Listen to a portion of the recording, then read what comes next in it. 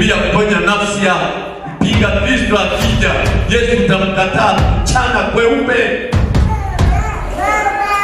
Mambo tena yamekuwa hivi. Vijana mpo? Hii ndio Injili. Yuaja mpinga Kristo ananguruma. Unakaimani kakuchechemea, utasema Yesu simjui. Ngoja niseme vizuri, sema aka mimi siaogopa.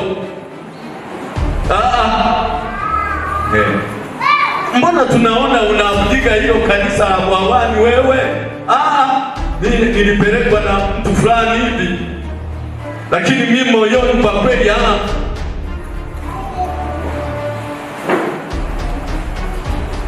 Yesu anataka walio wake wazi dhahiri bin shahidi. Na hata yeye alipokuja, walipomtishia na kufa, alikufa msalabani. Hakuja na bla ili kifo kikaja, yeye alikufa msalabani. Kama wanayatenda haya kwa mti mbichi, nyie je, mti mikavu itakuwaje? Jililie nafsi zenu na watoto wenu na koo zenu. Hiyo ndio Injili.